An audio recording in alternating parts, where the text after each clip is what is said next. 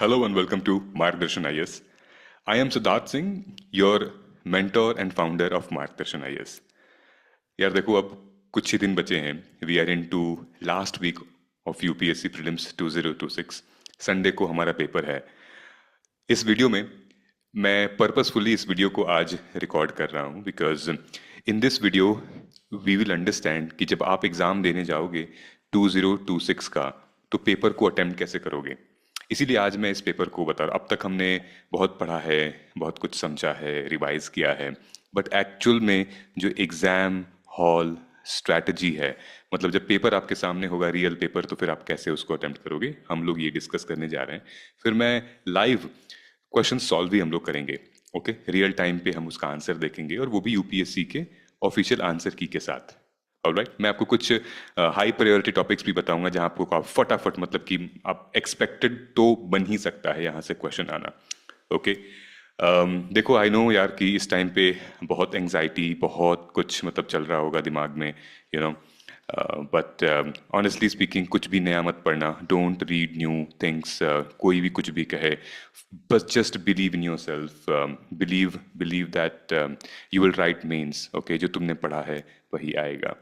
Okay चलो, without wasting time हम लोग आगे बढ़ते हैं. ये हमारा सेट ए है सीएससी 2025 का, जिसकी अब ऑफिशियल आंसर की भी अब आ चुकी है. तो मैंने आपको दिखा देता हूँ. This is like official answer की ऑफ सेट ए. हम लोग इसको मैप करके ही चलेंगे जो कि यूपीएससी ने पूछा है, एंड देन जो भी स्टेटमेंट्स गलत होंगे सही होंगे हम लोग उसको डिस्कस करेंगे. कुछ कंट्रोवर्शियल क्वेश्चंस हैं जो कि डिबेटेबल हैं, वो मैं आपको हाईलाइट कर दूंगा, बट कंसेप्ट समझना इंपॉर्टेंट है यहाँ पे. अच्छा, उससे पहले हम जब एग्जामिनेशन हॉल में जाएंगे तो हमारे पास ये ओएमआर शीट मिलती है. वैसे तो आपको ये यूपीएससी के वेबसाइट पर ऑलरेडी मिल जाएगी. मैंने पर्पसफुली यहाँ पर दे रखा है. कॉमन मिस्टेक्स कुछ स्टूडेंट्स करते हैं, स्पेसिफिकली वो लोग जिनका फर्स्ट अटेम्प्ट होता है. मैं फिर भी फटाफट बता देता हूँ कि कुछ ऐसी चीज़ें हैं जो कि आपको नहीं करनी है, ठीक है. अदरवाइज आपका ये ओएमआर शीट जो है वो इवेलुएट नहीं होगा. ये कुछ इस तरीके के दिखेगा आपको, आपका ओएमआर शीट. ओके, जहां पर आपको ये मैंडेटरी है, आपको अपना सेंटर डालना है, सब्जेक्ट डालना है, एंड देन बुकलेट कौन सी है वो डालना है. फिर यहाँ पर आपको हाईलाइट करना है, देन रोल नंबर भी हाईलाइट यहाँ पर करना है. मेक श्योर आप लोग ब्लैक बॉल पेन लेकर जाइएगा. ब्लैक के अलावा और कुछ भी नहीं चलेगा वहाँ पे. ओके, ऐसी आंसर की दिखेगी आपको, मतलब ओएमआर शीट 160 होती हैं इसमें, बट आपको तो 100 ही फिल करनी होती है, राइट. यहाँ तक फिल करनी होती है, यहाँ तक. ओके, कुछ कुछ मिस्टेक्स हैं, जैसे कि यहाँ पर देखिए क्या क्या मिस्टेक्स है. ऐसे आपको करना है, ठीक है. ए लिखा हुआ है तो सी नहीं करना है, तो इससे आपका एरर है और आंसर की वैल्यूएट नहीं होगी आपकी क्वेश्चन, ठीक है. देन आपने यहाँ पर ओएमआर शीट में कुछ लिखा ही नहीं है, यू नो, ब्लैंक कर दिया है, ठीक है. कुछ नहीं लिखा आपने, सब ब्लैंक कर दिया. अटेंडेंस जीरो हो गई यहाँ पर आपकी. Then mistakes in OMR sheet encoding subject code and roll number. Okay, तो रोल नंबर और सब्जेक्ट कोड जो है वो आपने मिस्टेक कर दी है. ओके, 02 आपको लिखना था, यहाँ पर आपने आई थिंक गलत लिख दिया होगा, यू नो, 1 पे आपने मार्क कर दिया है. तो रोल नंबर को आपको ध्यान से करना है. जैसे 08148448 है तो आपको एक ही लाइन में नहीं करना है, सब लाइन में अलग अलग करना है. ये बेसिक चीज़ है, मतलब कभी आपने एग्जाम दिया होगा तो कर सकते हैं, ठीक है. यहाँ पर कुछ नहीं करना है, ओएमआर पे आपको लिखना नहीं, ये प्रोहिबिटेड एरिया है, यहाँ पर कुछ नहीं करना है आपको. और आपको सिर्फ और सिर्फ यहाँ पर ओएमआर पे गोला करना है. ओके, सर्कल करना है ब्लैक पेन से. ऑलराइट, देन हाफ नहीं करेंगे आप, क्योंकि जो सिस्टम है वो रिकॉग्नाइज नहीं करेगा. मेक श्योर कि आपका एग्जैक्टली एकदम सर्कल बने, डार्क सर्कल बने, जिससे कि सिस्टम रीडेबल हो जाए. ओके, सो ये सब इंपॉर्टेंट इन्फॉर्मेशन है, प्लीज मेक श्योर कि आप इसको करेंगे, ठीक. अब फॉर एग्जाम्पल ये देखिए, these are the mistakes in scannable attendance list. Wrong marking of presence. Okay, candidate का सिग्नेचर नहीं है, और मेक श्योर करिए ये सब सिग्नेचर वगैरह चीज़ आप वहाँ पर हों, यू नो, तो that is important. Okay, roll number वगैरह यहाँ पे इस तरीके से लिखा हुआ है, कैंडिडेट का सिग्नेचर होना चाहिए, इन्विजिलेटर का सिग्नेचर होना चाहिए. ओके, ये गलती आपको नहीं करनी है, काटना पिटना नहीं है इसमें. ओके, सो वो इन्वेजिलेटर आपको बताएंगे, एग्जामिनर आपको बताएंगे. ओके, सो फॉर एग्जाम्पल ये आंसर, मतलब ये क्वेश्चन पेपर आपको मिला तो आप करोगे कैसे. फॉर एग्जाम्पल 9:30 बजे आपको ये मिला, so what will you do. क्या आप लाइक उठा के पढ़ने लगोगे, उठा के सॉल्व करने लगोगे? नहीं। पहले 5 मिनट है ना स्पेयर कर लो, पहले 5 मिनट एक बार गो थ्रू करो, गो थ्रू करना अच्छे से, ठीक है, कि अच्छा कौन कौन सा क्वेश्चन है। कभी कभी क्वेश्चन देखते से ही हमें आ जाता है कि यार ये तो डुएबल है, मजा आता है ना, गूज बम्स आने लगते हैं। तो तुरंत ही सॉल्व करने मत बैठ जाना, एक बार ओवरव्यू ले लेना पेपर का प्लीज, ठीक है। जस्ट गो थ्रू ओवरव्यू ले लेना, क्या है कैसे है, कौन कौन सा क्वेश्चन है, ठीक है। मेरे हिसाब से आप मार्क कर लीजिएगा, जैसे कि आपको सेट मिला, this is like bonds and stock, this is economy, okay. तो आप मार्क कर लीजिएगा ये आजू बाजू ये सारे इकोनॉमी है, ठीक है। फिर धीरे धीरे हम लोग ऊपर जाएंगे, देन आई थिंक यहाँ से मॉडर्न हिस्ट्री स्टार्ट हो गई है, मार्क कर लेना मॉडर्न हिस्ट्री वगैरह ऐसा कुछ स्टार्ट हो रही है, ओके। तो ये 5 मिनट में ये वाला काम आप कर लीजिएगा। जैसे ये आ गया हमारा ज्योग्राफी आ गया, ठीक है, एक्सपोर्टर टेम्परेचर, ये ज्योग्राफी आ गया। इससे क्या होता है, फॉर एग्जाम्पल आपने मार्क कर लिया, मैं इसलिए बता रहा हूँ करने के लिए, मान लीजिए कि पॉलिटी, ज्योग्राफी, इकोनॉमी, हिस्ट्री आपने ये मार्क कर लिया, चारों में से कोई ना कोई एक सब्जेक्ट ऐसा होता है जो कि हमारा स्ट्रेंथ होता है। मैं ये रेकमेंड करूंगा आपको कि अपने स्ट्रेंथ पर सबसे पहले जाइए, है ना, ये आपकी स्ट्रेंथ है, और जहां पर आपको सबसे ज्यादा आपने पढ़ा है, क्लैरिटी है, नोट्स बनाई है, रिकॉल अच्छा हो रहा है, आप सबसे पहले वहां जाइए। Then you will be able to like आपका कॉन्फिडेंस बूस्ट होता है ना। मैं आपको फिर से बता रहा हूँ, इवन इफ यू फेस कि यार पहला 10 क्वेश्चन मुझे नहीं आ रहा है, दैट डजंट मीन कि पूरा पेपर खराब है। You understand what I am saying? आपको क्वालिफाई करने के लिए सिर्फ आपको 50 ही क्वेश्चंस करेक्ट होने चाहिए, 50 questions is should be correct, आप क्वालिफाई हो, है ना, 100 में से। लेकिन जरूरी नहीं कि आपको 100 में से 100 लेके आना है। तो अगर 10 क्वेश्चन नहीं भी आ रहे हैं, 20 क्वेश्चन नहीं भी आ रहे हैं, still you have 80 questions in your hand, तो उसको डरना नहीं है, परेशान नहीं होना है, okay. Let us get started. I hope कि चीजें समझ में आ रही हैं। तो सबसे पहले मैंने आपको बता दिया करना क्या क्या है। फॉर एग्जाम्पल मान लेते हैं कि आपका स्ट्रेंथ इकोनॉमी है, तो हम लोग इकोनॉमी से स्टार्ट करते हैं, ओके। ये सेट ए है। तो सबसे पहले क्या है, पहला क्वेश्चन क्या है, ध्यान से पढ़ना, क्वेश्चन को ध्यान से हम पढ़ेंगे, okay. With reference to investments consider the following, ठीक है, चार हमने स्टेटमेंट दिए हुए हैं। फिर बोला है how many of the above are treated as alternative investment fund, तो ओनली वाला ये क्वेश्चन है, ठीक। हाउ मेनी, इसमें हमारा मतलब एनिमेशन टेक्निक, तो डेफिनेटली आपको लॉजिक, आपको अपना नॉलेज यूज करना पड़ेगा। तो अगर आपने इकोनॉमी का कंसेप्ट पढ़ा हुआ है तो आप कहेंगे कि hedge funds and capital, venture capital, they are alternative investment fund, okay. आप ध्यान से भी देख लेंगे, बहुत इंपॉर्टेंट है यहाँ पे। तो ऑफिशियल आंसर में भी इसका बी दिया हुआ है, hedge hedge funds they are alternative investment fund, okay. Bonds वगैरह they are not alternative investment fund, they are traditional financial asset हैं, और they are the debt instruments, ठीक है, ये ट्रेडिशनल फाइनेंशियल एसेट हैं, ऑलराइट। जैसे हमारा इसके बारे में हम बात करें, वेंचर कैपिटल के बारे में। सो वेंचर कैपिटल जो है वो हमारा कैटेगरी 1 में आता है, AIF में, ऑल्टरनेटिव इन्वेस्टमेंट फंड में कैटेगरी 1 में आता है। वहीं पे अगर हेज फंड्स की बात करें तो ये कैटेगरी 3 में आता है। किसके अंडर आता है ये कैटेगरी 3? Alternative investment fund. कहाँ पे मेंशन किया गया है? सेबी के अंदर, ओके। तो ये रेगुलेट कौन करता है? ये सेबी रेगुलेट करती है। कभी कभी यहाँ दे देगा कि RBI रेगुलेट कर रही है, बताओ सही है या गलत है, तो ये गलत होगा, सेबी रेगुलेट करती है, ओके। चलो नेक्स्ट क्वेश्चन पे चलते हैं। ये हमारा डिबेटेबल क्वेश्चन था, ठीक है। Which of the following are the sources of income for Reserve Bank of India? Sources of income पूछ रहा है, ठीक है। तो buying and selling, sources of income में मतलब क्या होता है कि RBI हमेशा एसेट को अपना इनकम बनाती है, लाइबिलिटीज कभी इनकम नहीं होती। एसेट मतलब RBI क्या करती है, sovereign bond, gold bond, loan देती है, ठीक है। और जो प्रिंट होती है नोट, उनके मतलब इशुएंस पे जो प्रॉफिट मिलता है वो मिलता है, तो यहाँ से वो अर्न करते हैं, प्रॉफिट कमाते हैं। तो जो UPSC का आंसर है वो है A, which means 1 2 is correct, बाकी तीनों गलत है। जो डिबेटेबल था वो ये था, printing and distributing currency notes. So इसके लिए, इसके ऊपर मैंने ऑलरेडी वीडियो बना रखी है, हमारे वीडियो सेक्शन में आप जाके देख सकते हैं। मैंने डिटेल में एक्सप्लेन किया गया है सीनियोरेज का कंसेप्ट क्या होता है। मैं ये रेकमेंड करूंगा कि आप वहां से जाके जरूर देखें, क्योंकि वहां मैंने डिटेल में 9-10 मिनट लिए हैं इसको एक्सप्लेन करने के लिए। Alright, so the right answer for me is of course A, but there are many people they are saying D would be the right answer, लेकिन आप वहां जाके जरूर देख लीजिएगा, ओके। अब क्वेश्चन नंबर 3 को देखते हैं। ये भी थोड़ा डिबेटेबल था, जैसे कि ऑर्गेनाइजेशन, ये सारे मेंशन्ड हैं, देन इनके फंक्शंस क्या हैं, and then it works under what.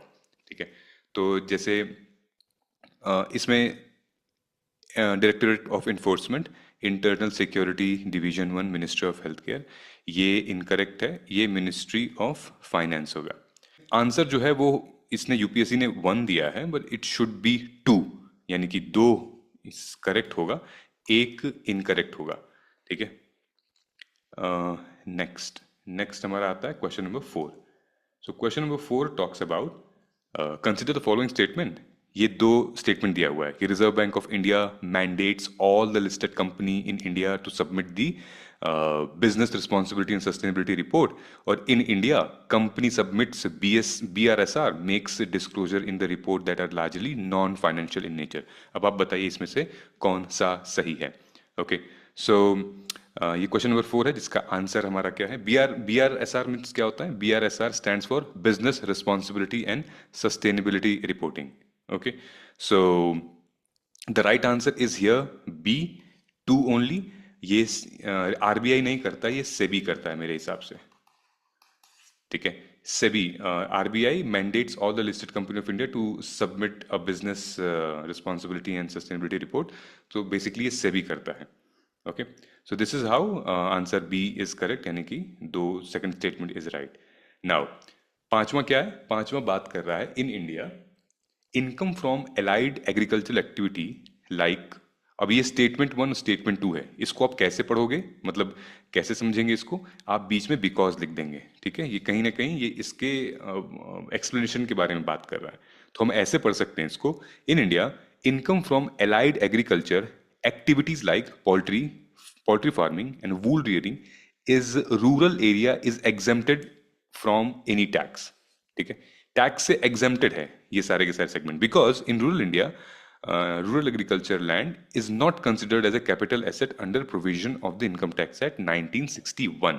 Okay, ये है question number 5। So official answer इसका क्या आया है क्वेश्चन नंबर 5 का? लेट्स सी यूपीएससी ने क्या दिया हुआ है। Question number 5 answer is D. D बोले तो I think statement 1 is not correct, but statement 2 is correct. Okay, so statement 2 is correct, statement 1 is not correct. So income from poultry dairy is an agriculture income. ठीक है, मतलब ये count होता है, ऐसा नहीं कि नहीं काउंट होता है।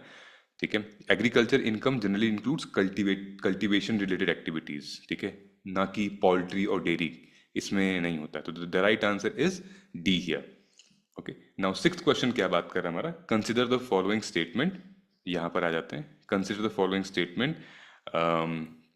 3 स्टेटमेंट दिए हुए हैं। ठीक है, इसमें आप एलिमिनेशन टेक्निक यूज कर सकते हो, जैसे India has joined mineral security partnership as a member. Okay, mineral security partnership, then India is a rich resource country and all 30 critical mineral that has identified. ठीक है, ये एक्सट्रीम स्टेटमेंट है। Then the Parliament in 2023 has amended Mines and Mineral Development and Regulating Act 1957, empowering the central government to exclusively auction mining lease and composite license for certain critical mineral. Okay, मुझे मेरे ख्याल से इसका answer होना चाहिए B, B या 13C होना चाहिए। लेट अस सी यूपीएससी ने क्वेश्चन नंबर 6 का क्या आंसर दिया हुआ है।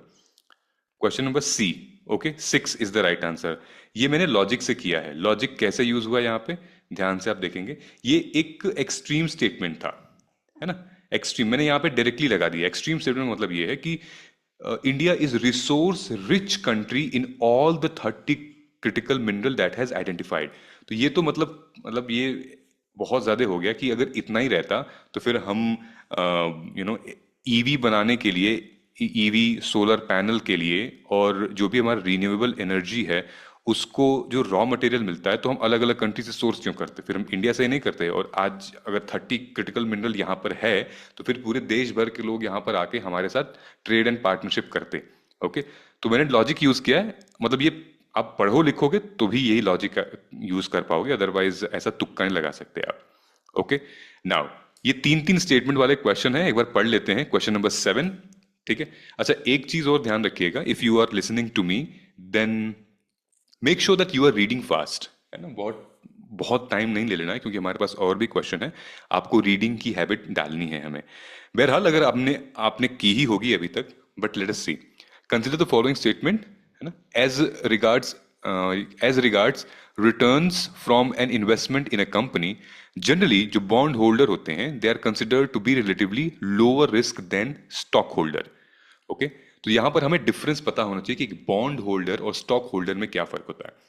Bond holder are lenders to a company where as stock holders are its owner. Okay, for repayment purpose bond holders are prioritised over stock holder by a company. Okay, so seven statement है, what should be the right answer. Okay, इसको समझने के लिए हमें ये चीज ध्यान में रखनी पड़ेगी कि यार ये मतलब बॉन्ड होल्डर स्टॉक होल्डर होते क्या हैं। So all together the statements are correct, all the statements are correct, कि bond holders are lenders to the company where stock holder are the owner.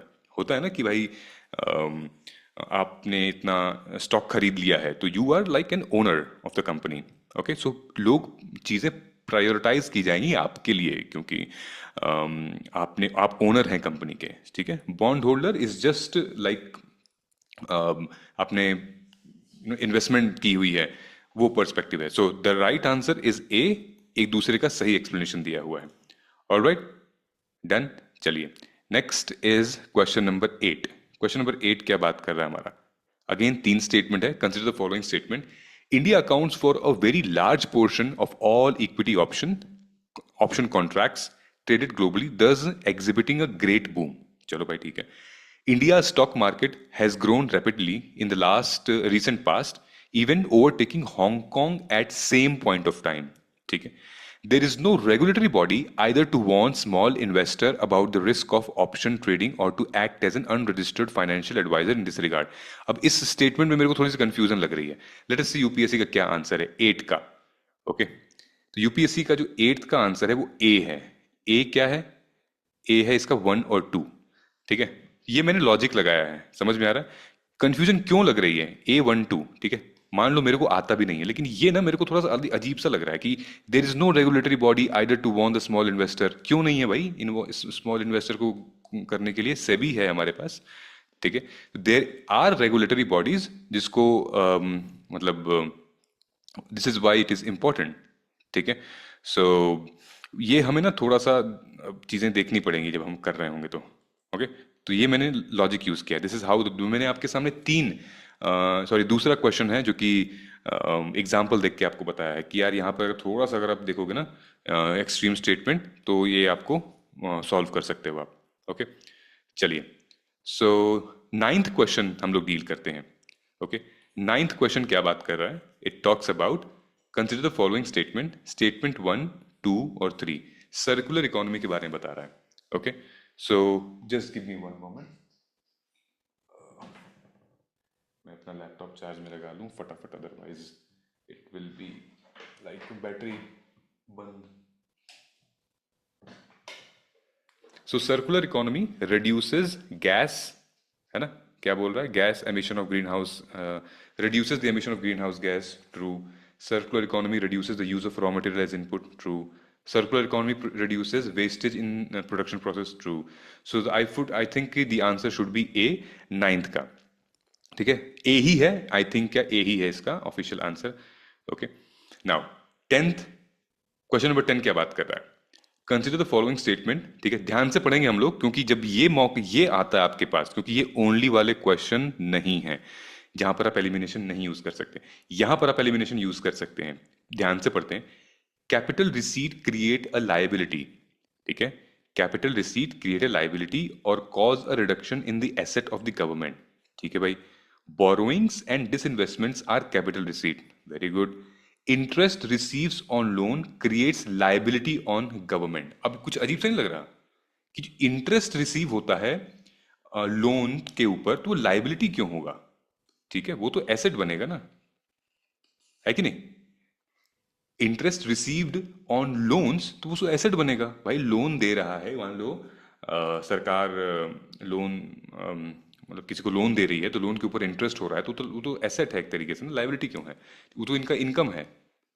ठीक है, तो बेसिक ये हम मैंने अभी भी मतलब लॉजिक्स यूज किया है यहाँ पे, तो right answer is definitely A. Okay, तो तीन क्वेश्चन आपको दिखे इकोनॉमी में जो कि हमने लॉजिक यूज किया है, जहां पर आपका नॉलेज तो काम आया है लेकिन नॉलेज से भी ज्यादा हमने लॉजिक यूज किया है, एलिमिनेशन टेक्निक लगाया है, मतलब कि क्वेश्चंस बहुत हमें पता नहीं थे। ओके, चलो अब आगे चलते हैं। आगे आ गया आपका मॉडर्न हिस्ट्री। फेयर इनफ, अब मॉडर्न हिस्ट्री में चलते हैं, देखते हैं। क्वेश्चन नंबर हमारा 11 है। Consider the following statement about Raja Ram Mohan Roy. He possessed great love and respect for the traditional philosophical system of the East. Okay. He desired his countrymen to accept the rational and scientific approach and the principle of human dignity and social equality of all men and women. ठीक है, सो इसका जो answer था वो सही है, दोनों इसका राइट आंसर है। राजा राम मोहन रॉय, उनकी ये स्पेशलिटी थी, खासियत थी। ओके, नाउ क्वेश्चन नंबर 12 क्या बात कर रहा है? Consider the following statement regarding the non cooperation program. Okay, UPSC का ये फेवरेट टॉपिक है, non cooperation and Swadeshi movement. इस बार मुझे लगता है कि इन दोनों के अलावा और ऑप्शन जरूर देंगे, जैसे क्विट इंडिया मूवमेंट हो गया, सत्याग्रह हो गया, मार्च हो गया, सॉल्ट हो गया, ये सब जरूर देंगे। ठीक है, तो चारों स्टेटमेंट हम लोग आराम से पढ़ते हैं कि ये क्या बात कर रहे हैं। ठीक है, सो question number 12 starts from here. Okay, so non-cooperation movement, boycott of law, courts, and foreign clothes, observance of strict non-violence, retention of title and honor without using them in public, establishment of panchayat and settling dispute. तो मतलब देखने में ही लग रहा है कि यार ये क्या बात कर रहे हैं, retention of title and honours without using them in public. जब हम नॉन कोऑपरेशन मूवमेंट में जब बॉयकॉट ही कर रहे हैं, सब कुछ हम लोग ये कर रहे हैं, तो ये क्यों रिटेन करेंगे? ठीक है, तो जो पढ़ा होगा थोड़ा बहुत समझ में आ जाएगा। 3 इज द राइट आंसर यहाँ पे। ओके, तो काम माइंड से जब तुम करोगी ना, तो माई मतलब लिटरली क्वेश्चंस लगेंगे, सॉल्व होंगे। ठीक है, ये हमारा एग्जैक्टली PYQ है, डायरेक्टली 2016 का। अरागटा क्या होता है? तो आप ये कहेंगे large wheel earth and pot tied to the outer end of the spokes, ऐसे करके होता है। ठीक है, तो 14th क्वेश्चन क्या है? Which among the following ruler of ancient India has assumed the title of Mattavilasa, Vichitra Chitta and Gunabhara? Gunabhara, तो इनमें से किनको टाइटल मिला हुआ है? ओके, सो जो 14 स्टेटमेंट है उसका राइट आंसर है ए, महादेव वर्मन वन को ये टाइटल मिला हुआ है।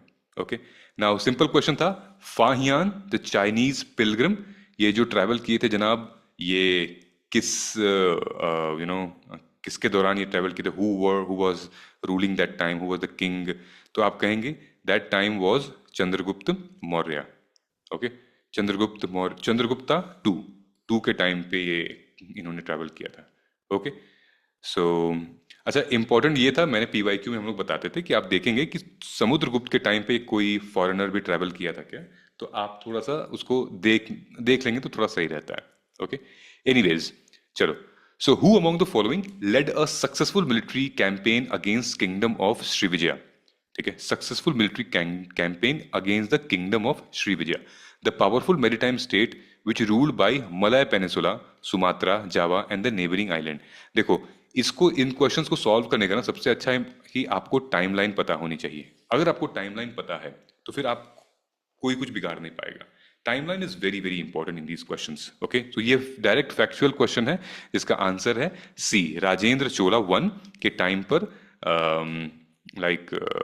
सक्सेसफुली मिलिट्री कैंपेन हुआ था श्री विजय के खिलाफ।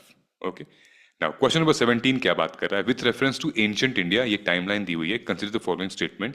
ये टेरिटोरियल रीजन है, उस रीजन में कौन सी नदियां फ्लो करती हैं? Okay, so question number 17 talks about this. So the right answer इसे अस्माका है, कंबोजा है, अवंती है, कोसला है। तो the right answer is only 2। ठीक है, 2 कौन कौन से हैं? कंबोजा एंड कोसला। तो कंबोजा जो है वो विपास है, कोसला जो है सरयू है। ये इनकरेक्ट है हमारा। Okay, got it.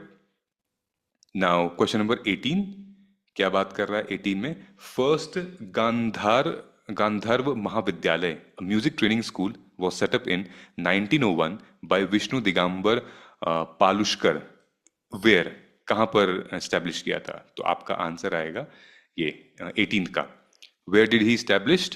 In Lahore. Okay, Lahore में पंडित विष्णु दिगंबर पुरस्कार इनको किया था, इंस्टीट्यूशन स्टैब्लिश हुआ था, एक क्लासिकल म्यूजिक एजुकेशन था, right? Okay, now question number 19 talks about Ashokan inscription suggested the Pradeshika, Rajuka, Yukta were important officers at, आप कहेंगे एडमिनिस्ट्रेटिव ऑफिसर्स थे, ठीक है, जो आप बनना चाहते हैं, district level administrative officer. Okay, B would be the right answer. Now फिर से नॉन कोऑपरेशन मूवमेंट पे क्वेश्चन आया है कि आप बताइए, Congress declared attainment of Swaraj by all legitimate and peaceful means to achieve its objective. It was implemented in the stages where civil disobedience movement and non payment of taxes for the next stage only if Swaraj did not come with a year and the government restored to the repression. अब ये question number 20 है. What do you think? The right answer is Swaraj resolution वाला C. Both answers are right. Swaraj resolution ऐसे ही लिया गया था.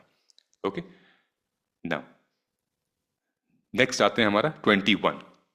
सो 21 हमारा अब एक तरीके से प्लेसेस इन न्यूज या फिर आईआर आप कह सकते हो, एक तरीके से इंटरनेशनल ऑर्गेनाइजेशन है. इसने पूछा how many of the above members of the north Atlantic treaty NATO में हैं, इनमें से कौन कौन से मेंबर नाटो के हैं. तो क्वेश्चन नंबर 21 क्या जिक्र कर रहा है यहाँ पे, let us understand. Okay, so the right answer is A बोले तो 21. Okay, so the right answer is, UPSC ने जो दिया हुआ है वो है 21 का B. So B is what? B is only 4. Which are those countries? Bulgaria और स्वीडन, ये दो कंट्रीज नहीं है, ठीक है. बल्गेरिया और स्वीडन ये दो कंट्रीज नहीं है. यूपीएससी ने ऑस्ट्रिया, बेल्जियम, क्रोएशिया और स्पेन को मेंबर माना है इसमें. ओके, नाउ अब आपको बताना है Indus mountain passes through how many of the above countries. Indus mountain, question number 22 है, passes through how many of the above countries? So the right answer is 4. Which are the 4? Bolivia, Colombia, Peru and Venezuela. Colombia, Peru नहीं है, sorry, Venezuela. प्रागवे है, I think Brazil और इक्वेडोर पे नहीं जाता है, ठीक है. So C would be the right answer. अब आते हैं 23rd पे. सो 23rd क्या पूछ रहा है? Equator, through how many of them does passes through equator, ठीक है, 23 का. So the answer of UPSC is given D. ये तीनों इक्वेटर पे पास नहीं करते हैं, ठीक है. लेक तांगयांगी का कहाँ पे है? ये अफ्रीका में है. और लेक ताबो इंडोनेशिया में है. ओके, तो they do not directly pass to the equator. Okay, now the question comes, question number 24. Correct the following statement about turmeric during 2022 and 2023. तो अब टर्मरिक के ऊपर क्वेश्चन आया, ध्यान से देखेंगे. यहाँ पर इन लोगों ने स्टेटमेंट 1212, इसमें स्ट्रॉन्ग ऑप्शन बनता है एलिमिनेट होने का. देखते हैं. India is the largest producer and exporter of turmeric in the world. More than 30 varieties of turmeric are grown in India. 30 varieties की यहाँ पर बात हो रही है. Okay, so and Maharashtra, Telangana, Karnataka and Tamil Nadu are major turmeric producing state in India. और फिर चौथा स्टेटमेंट नहीं, 3 स्टेटमेंट भी है, ठीक है. सो वैसे तो इसमें सारे फैक्चुअली सही हैं. The right answer is D, 1, 2 and 3. Okay, alright. So India leads in turmeric production. Okay, तो ये हमारा कंप्लीटली कंसेप्ट था और जनरल नॉलेज बेस्ड क्वेश्चन था. नाउ ज्योग्राफी यहाँ से थोड़ा शुरू होता है. कॉन्टिनेंटल ड्रिफ्ट के बारे में पूछ रहा है कि which of the following are the evidences of the phenomena of the continental drift. Question number 25 हमारा शुरू होता है यहाँ से. So the right answer of the question number 25 UPSC ने क्या बताया, आइए देखते हैं. सबसे पहले तो the belt of ancient rocks from Brazil coast matches with these of from West Africa. Okay जी. Gold deposits of Ghana are derived from Brazil plateau when the two continents lay side by side. Okay, ठीक है. Now Gondwana system of sediment from India is known to have its counterpart to 6 different land masses of the southern hemisphere. So what do you think? The right answer would be, मेरे हिसाब से first and second होना चाहिए. Let's see UPSC ने question number 25 का answer क्या दिया हुआ है. क्वेश्चन नंबर 25 का आंसर सी दिया हुआ है. Okay, so C would be 1, 2 and 3. Okay, so the all three are the right answer. 25 का C. ओके, एक बार फिर से मैं चेक कर लेता हूँ. 25 का C. ओके, 25 का C is the right answer. ठीक है, मुझे थोड़ा सा इसमें डाउट लग रहा था, but yes, all the statements are right. Anyways, आगे बढ़ते हैं. Question number 26. स्टेटमेंट 1, स्टेटमेंट 2 क्या बात कर रहा है? अगेन आपको यहाँ पे एक्सप्लेन लिखना था. ठीक है, तो amount of dust particle in the atmosphere is more in subtropical and temperate area rather than equatorial and polar reason.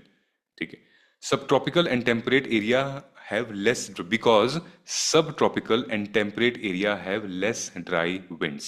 Okay, so question number 26 है, what should be the right answer? I guess इसमें C would be the right answer. Second statement है, subtropical and temperate area have less dry winds. तो ऐसा नहीं होता है. Question देख लेते हैं. 26 का C is the right answer. इसमें क्या दिया हुआ है? C is the right, हाँ सही है. Okay, not correct. ओके, तो temperate area they have less dry winds. तो ऐसा नहीं होता है. डस्ट कंसंट्रेटेड इन सब ट्रॉपिकल डेजर्ट, और ये ज़्यादा मतलब वहाँ पे डस्ट ज़्यादा होता है और ड्राई विंड्स नहीं होते हैं वहाँ पे सब ट्रॉपिकल और टेम्परेट एरियाज में. ठीक है, more dry. Okay, now 27 question number. Okay, ये क्या बात कर रहा है? आइसोथर्म्स के ऊपर बात कर रहा है. ये रिपीटेड क्वेश्चन है, 2024 में भी पूछा था इसके ऊपर, और इससे पहले भी आ चुका है. So question number 27 talks about what? It talks about in January in the northern hemisphere, isotherm bends equatorwards while crossing land masses and polewards while crossing ocean. ठीक है भाई. In January the air, because ये statement explanation वाला है, तो आप because लगा लीजिएगा तो समझ में आ जाएगा. In January the air over the ocean is warmer than that over the land masses in the northern hemisphere. Okay, so the right answer would be definitely A. ये इसका सही एक्सप्लेनेशन है. ओके, फिर हम लोग आते हैं क्वेश्चन नंबर 28 पे. So in the context of effect of water on rock, chalk is known as a very permeable rock, whereas clay is known as quite an impermeable or least permeable rock, because chalk is porous and hence can absorb water. Also, chalk is not at all porous. तो यहाँ पे लिखा हुआ है chalk is porous and hence can absorb water. यहाँ लिखा हुआ है clay is not at all porous. Okay, so question number 28, the right answer would be C. C क्या है भाई? C है कि only one statement explains, only one of the statement 2 and statement 3 is correct.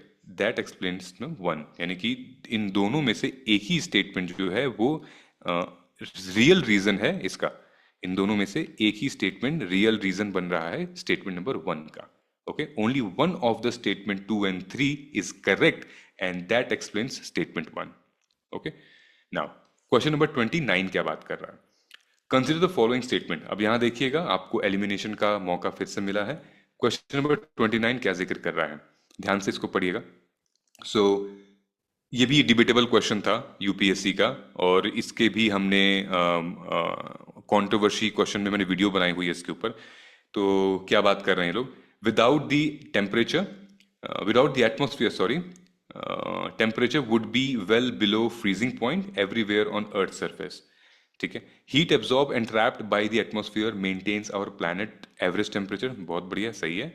And atmospheric gas like carbon dioxide are particularly good at absorbing and trapping radiation. तो ये green house जो mechanism है green house effect का, वो यहाँ पर दोनों में दिख रहा है. ये अल्ट्रावायलेट रेडिएशंस कार्बन डाइऑक्साइड जो है वो एब्जॉर्ब कर लेती हैं. यहाँ पर आ रहा था, तो यूपीएससी ने जो इसका आंसर दिया है वो दिया है सी. सी इज द राइट आंसर. ठीक है, यानी कि 1, 2, 3 वो राइट आंसर दिया हुआ है. लेकिन जो फैक्चुअली है वो इसका आंसर होना चाहिए 2 और 3, डी. पहला आंसर, पहला स्टेटमेंट इज इनकरेक्ट कि बिना एटमॉस्फेयर के temperature would be below freezing point everywhere. Yes, temperature would be below freezing point, लेकिन बिना एटमॉस्फेयर के एवरीवेयर नहीं होगा.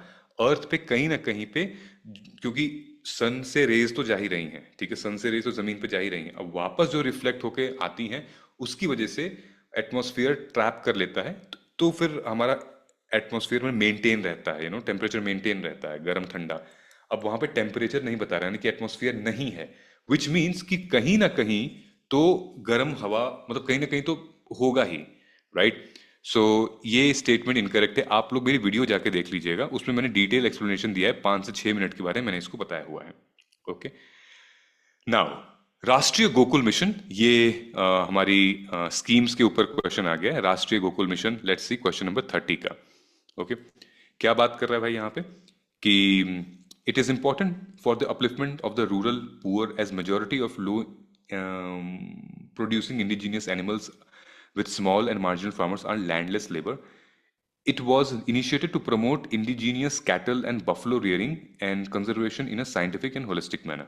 Okay, so 30th का answer would be, I think C होना चाहिए। 30th का आंसर एक बार मैं देख लेता हूँ यूपीएससी के अपने आंसर की में क्या लिखा हुआ है। 30th is C. ओके, तो इन दोनों सही है इसका स्टेटमेंट। ओके, राष्ट्रीय गोकुल मिशन, तो जब भी आप स्कीम वगैरह पढ़ेंगे तो इसका ऑब्जेक्टिव क्या था वो इंपॉर्टेंट है, ठीक है? और दूसरा बेनिफिशियरीज बहुत इंपॉर्टेंट है। तो ऑब्जेक्टिव ये पूछा गया था और बेनिफिशियरीज यहां पर निकला है। ओके, चलिए नेक्स्ट क्या बात कर रहे हैं भाई, कार्बन डाइऑक्साइड। तो कार्बन डाइऑक्साइड से आपको दोस्ती कर लेनी है बिकॉज बहुत सारे क्वेश्चंस आते ही हैं कार्बन डाइऑक्साइड के ऊपर। Okay, so let's get started. यहां पर कार्बन डाइऑक्साइड क्या पूछ रहा है भाई, studies indicated that carbon dioxide emission from cement industry account for more than 5% of global carbon emission. Silica bearing clay is mixed with limestone while manufacturing cement. Limestone is converted into lime during clinker production for cement manufacturing. So what would be the right answer? क्या इसका सही expression कर रहा है? तो B would be the right answer. Both statement 2 and statement 3 are correct but only one of them explains statement 1। ये pattern आपको पीछे वाले में भी दिखा था कि दोनों स्टेटमेंट ठीक है लेकिन जो रीजन बता रहा है वो दोनों में से एक ही रीजन है स्टेटमेंट 1 का। ओके, तो जब भी आप पढ़ोगे थोड़ा ध्यान से हमें पढ़ना है, ठीक। अब चलिए आते हैं 32 क्वेश्चन नंबर देखते हैं। ये हमारा कॉप 28 से है, ठीक है। मेरे ख्याल से बी होना चाहिए। मैं एक बार यूपीएससी का आंसर की भी देख लेता हूँ क्वेश्चन नंबर 31 का। 31 बी, फैंटास्टिक। चलिए ओके, 32 क्या बात कर रहा है ये, at 28th United Nation climate change conference COP 28 India refrained from signing the declaration on climate and health.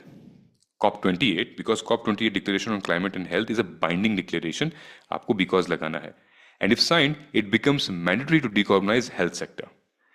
3, because if India's health sector is decarbonized, the resilience of its healthcare system may be compromised. Okay, so I believe कि same वही चीज है कि only one of the statement 2 and 3 is correct and explains statement 1. Okay, only one, तो C would be the right answer, ठीक है। So only one of the statement 2 and 3 is correct, दोनों में से कोई एक करेक्ट है और ये एक्सप्लेन कर रहा है स्टेटमेंट 1 को। ओके, सो क्लियर है आपको? मतलब ये जब भी आप ये वाला क्वेश्चन सॉल्व करते हो, स्टेटमेंट वाला, हमेशा पहला स्टेटमेंट करेक्ट होता है, ठीक है। जो प्रॉब्लम, जो लोचा है वो सेकंड और थर्ड स्टेटमेंट में ही है। तो ये यूपीएससी खुद ही बोल रही है कि पहला स्टेटमेंट वो मान के चलता है कि वो स्टेटमेंट सही है, तो इसमें दिमाग नहीं लगाना, हमें दिमाग लगाना है इसमें सेकंड और थर्ड में क्या इसका सही एक्सप्लेनेशन है कि नहीं है, तो वहां आपको मेंशन करना है। ये इसका लॉजिक है अटेम्प्ट करने का। ओके, फॉर एग्जांपल ये वाला क्वेश्चन देखते हैं, क्वेश्चन नंबर 33, ठीक है, ध्यान से पढ़ेंगे। क्वेश्चन नंबर 33 को क्या मेंशन किया है, सोलर फ्लेयर से रिलेटेड है। सो scientific studies suggest that shift is taking place in Earth's rotation and axis because solar flare associated coronal mass ejection bombarded the Earth's outermost atmosphere with tremendous amount of energy. Okay, फिर दूसरा statement कह रहा है because the Earth polar ice melt, water tends to move towards the equator. So what do you think would be the right answer? The right answer here is both statement 1 and 2 are correct, but only one of them explains statement 1. Okay, तो ये है, दोनों statement जो है वो correct है, और तो मोस्टली बी और सी रह रहा है इसका। इसमें भी स्टेटमेंट 1 को हमने करेक्ट माना ही माना है। ऑलराइट, चलिए फिर से आ गया हमारे पास ये स्टेटमेंट वाला क्वेश्चन। तो पहला ये आर्टिकल 6 है पेरिस एग्रीमेंट का। तो स्टेट ये क्यों पूछा है, क्योंकि इस टाइम पे इनको लगभग 10 साल हो चुके थे पेरिस एग्रीमेंट को, इसलिए 2025 में ये क्वेश्चन पूछा है आपसे. Okay. So, Article 6 of Paris Agreement on climate change is frequently discussed in global discussion on sustainable development and climate change. ठीक है? Because Paris Agreement on climate change set out principles of carbon market. ठीक है? दूसरा क्या है? Because Article 6 of Paris Agreement on climate change intend to promote inter-country non-market strategies to relate the climate target. Okay? तो अब अगर आपने पढ़ा है भाई Article 6 of Paris Agreement, then you will be able to answer in a very good way. The right answer is yes, both statement 2, statement 3 are correct. Explains them statement 1. Okay? चलिए 35 question क्या बात करता है, ये पूछ रहा है कि nature solution financing hub for the Asia and Pacific किस ऑर्गेनाइजेशन द्वारा लॉन्च किया गया था. क्वेश्चन नंबर 35, ये बहुत इंपॉर्टेंट है ये सारी की सारी चीजें. ओके. सो एडीबी ने लॉन्च किया था, एशियन डेवलपमेंट बैंक ने इसको लॉन्च किया था. ओके. देन आपको ये देखना पड़ेगा कि एनडीबी और international Bank for development and auction ये कब लॉन्च हुआ था, किस सन में लॉन्च हुआ था by world bank and all. ठीक है, क्या इनिशिएटिव है इसके. नाउ उसके बाद आता है डैक. डैक क्या होता है? Direct air capture. ये एक इमर्जिंग टेक्नोलॉजी है. Which of the following statement is are correct. ठीक, तो ध्यान से देखिएगा, इसमें भी आप एलिमिनेट करने का फुल ऑप्शन दिया हुआ है. क्वेश्चन नंबर 36 है हमारा. Okay. So direct air capture में क्या जिक्र कर रहा है? It is used as a way of carbon sequestration, right. It can be a valuable approach for plastic production and in food processing, right. In aviation, it can be a source of carbon for combining hydrogen to create synthetic low carbon fuel, right? So the right answer is C, I believe. UPSC ने I think 36 का क्या दिया हुआ है? 36 का UPSC ने C दिया हुआ है. ओके. Now next question हमारा क्या बात कर रहा है? Peacock tarantula. ठीक है, ये स्पाइडर है, पीकॉक टेरेंटुला. आपने अब तक तो देख ही लिया होगा, ये एक काइंड ऑफ स्पीशीज है, स्पाइडर है. It is an omnivorous crustacean. Peacock tarantula की बात हो रही है. ठीक है. It is an omnivorous crustacean. It's natural habitat is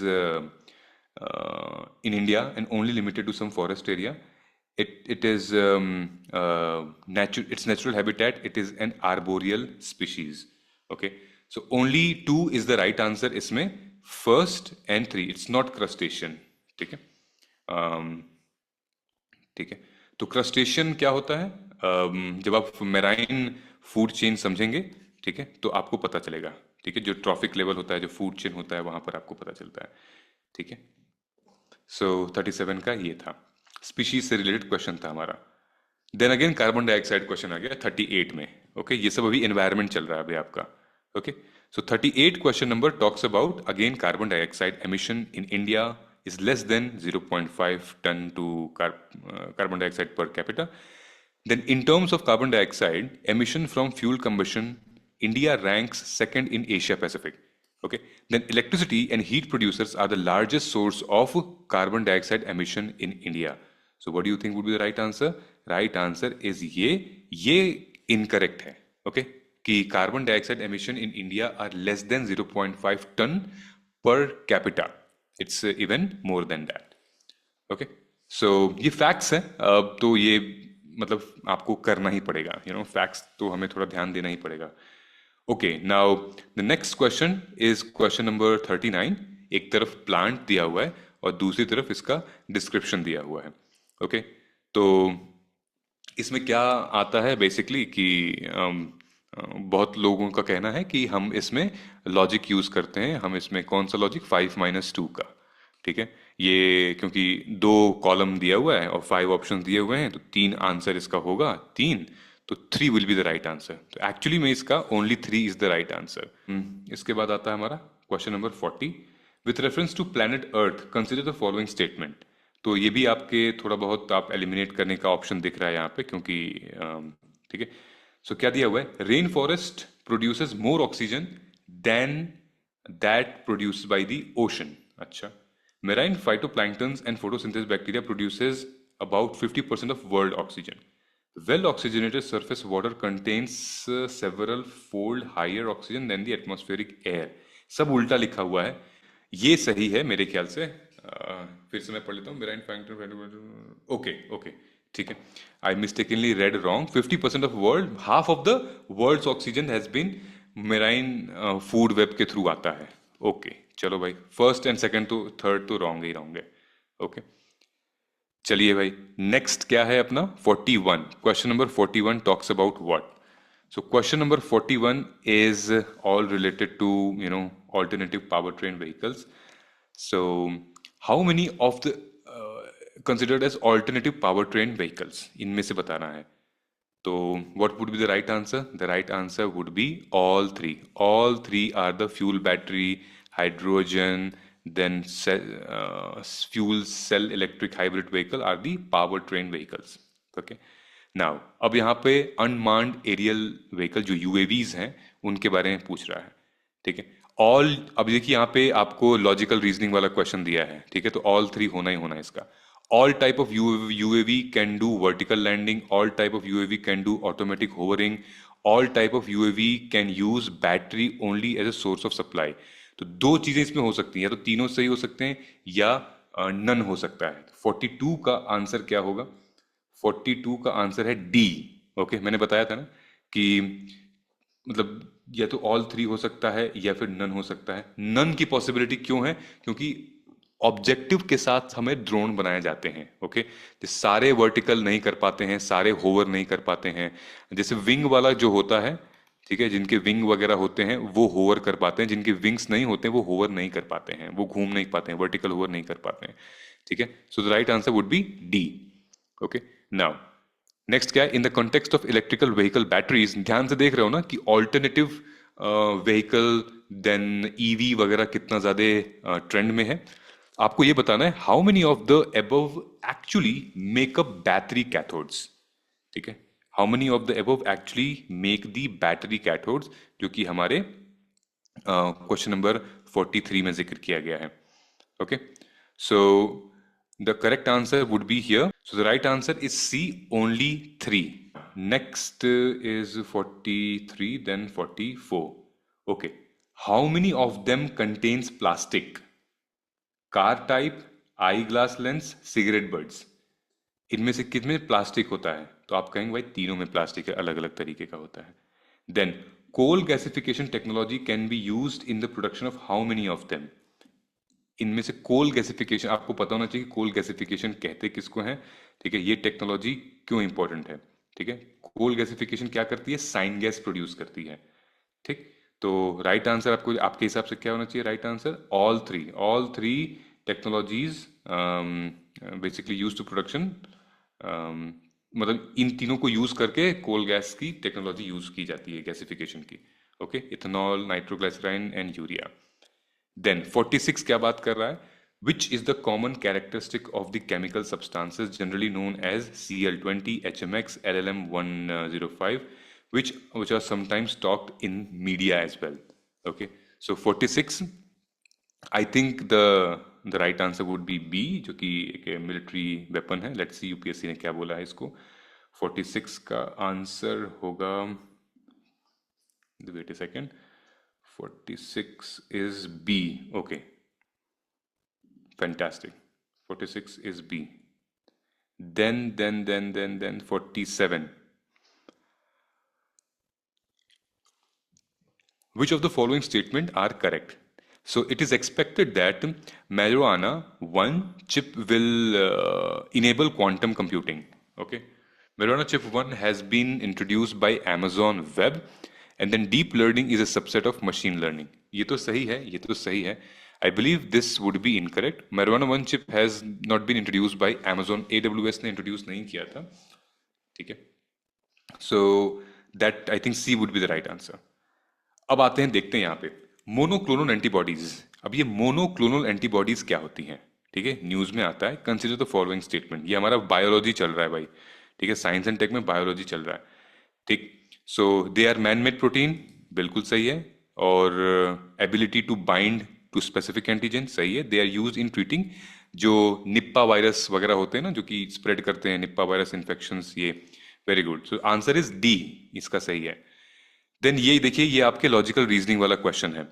consider the following statement. For example, no virus can survive in ocean, no virus can infect bacteria, no virus can change cellular transcriptional activity in host cell. तो इसमें जो answer होगा, right answer, how many statement, none. ठीक है, ऐसा नहीं है, कोई ना कोई वायरस तो होगा ही जो कि सरवाइव करेगा, कोई ना कोई वायरस होगा ही जो कि इन्फेक्ट करेगा बैक्टीरिया को, है ना। ऐसे कर सकते हैं। फिर आ गया हमारा स्टेटमेंट वाला क्वेश्चन, 3 स्टेटमेंट वाला क्वेश्चन। ठीक है, स्टेटमेंट 1 क्या बोल रहा है आपका, ये क्वेश्चन सही है, मतलब ये स्टेटमेंट सही है। Activated carbon is a good and an attractive tool to remove pollutant. Okay, attractive tool to remove pollutant from effluent stream and to remediate contamination from various industries. Fantastic.